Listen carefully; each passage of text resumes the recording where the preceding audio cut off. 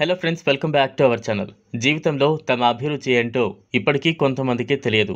ఎందుకంటే అభిరుచి అనేది సులభంగా కనుగొనగలిగేది కాదు, మరియు దానిని కలిగి ఉన్న వ్యక్తి తరచుగా గ్రహించలేరు. మీ అభిరుచిని కనుగొనడానికి, మీరు దీన్ని చేయడానికి అనేక మార్గాలు ఉన్నాయి.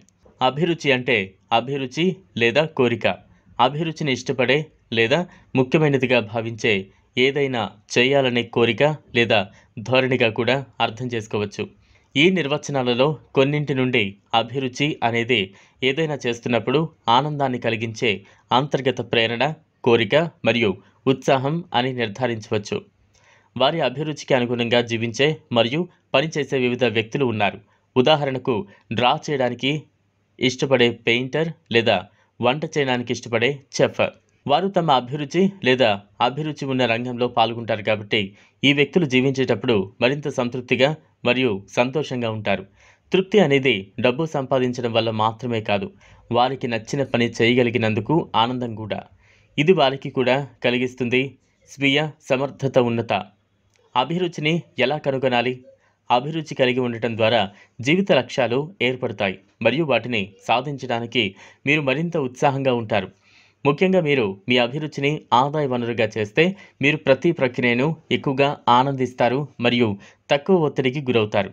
అయితే జీవితంలో అభిరుచిని కనుగొనడం జీవించినంత సులభం కాదు.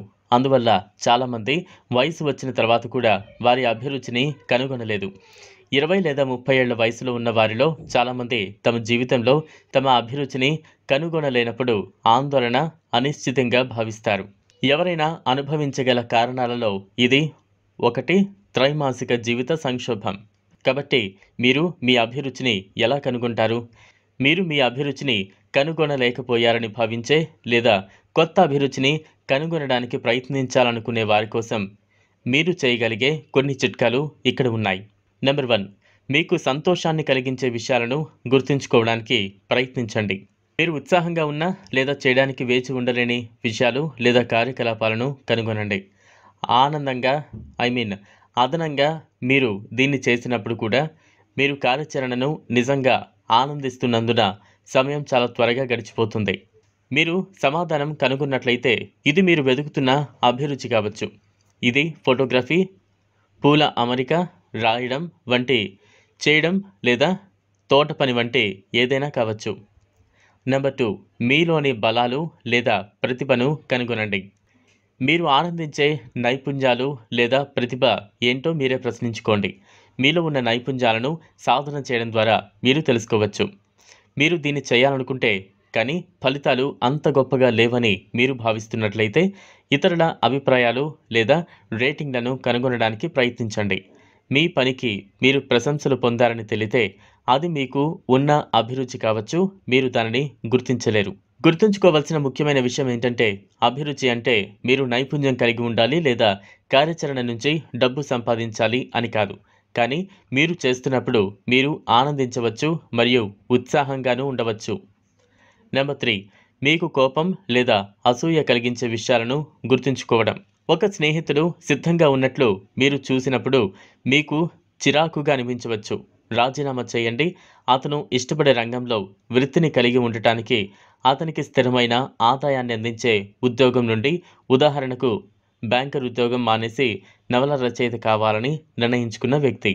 ఈ భావాలు మీరు కనుగొనబడటానికి వేచి ఉన్న దాగి ఉన్న అభిరుచికి సంకేతం కావచ్చు. అయితే మీరు అసూయ పడవలసిన అవసరం లేదు. మీ స్నేహితుడిలా భావించడానికి మీరు ఏం చేయగలరో మీలో కనుగొనడానికి ప్రయత్నించండి. కాలక్రమేణా మీరు కూడా ఆ అభిరుచిని కనుగొనవచ్చు. నెంబర్ 4, చిన్నతనంలో మీకు బాగా నచ్చిన విషయాన్ని గుర్తుంచుకోవడం. చిన్నతనంలో మీకు సంతోషాన్ని కలిగించేది ఏంటో మీకు బహుశా తెలుసు. అయినప్పటికీ పెరిగిన తర్వాత తరచుగా జీవితంలోని వాస్తవాలు, సూత్రాలు మరియు డిమాండ్లు ఈ కోరికలను పాతిపెడతాయి. సరే, మనం మన అంతర్గత స్వరాన్ని వినాల్సిన సందర్భాలు ఉన్నాయి మరియు ఇతరుల వ్యాఖ్యలు లేదా తీర్పులకు ప్రతిస్పందించాల్సిన అవసరం లేదు. అయితే మీరు జీవితంలో మీ అభిరుచిని కనుగొన్నప్పుడు మీరు సంతోషంగా లేదా ఉపశమనం పొందవచ్చని దీని అర్థం కాదు. ఎందుకంటే మీరు ప్రయాణించే ప్రయాణం మరియు జీవిత అనుభవాలతో పాటు అభిరుచి ప్రాథమికంగా జరుగుతుంది, మారుతూ ఉంది కూడా. జీవితంలో అభిరుచి కోసం అన్వేషణ సులభం కాదు మరియు లోతైన స్వీయ ప్రతిబింబం అవసరం. మీ అభిరుచిని కనుగొనడంలో లేదా మీ అభిరుచిని గురించి చర్చించడానికి మీకు సహాయం కావాలంటే మనస్తత్వవేత్తను సంప్రదించడానికి వెనుకాడకండి. చూశారు కదా ఫ్రెండ్స్, ఇది వాళ్ళ వీడియో. ఈ వీడియో కనుక మీకు నచ్చినట్లయితే లైక్ చేయండి, షేర్ చేయండి, ఛానల్ను సబ్స్క్రైబ్ చేసుకోండి. Thanks for watching.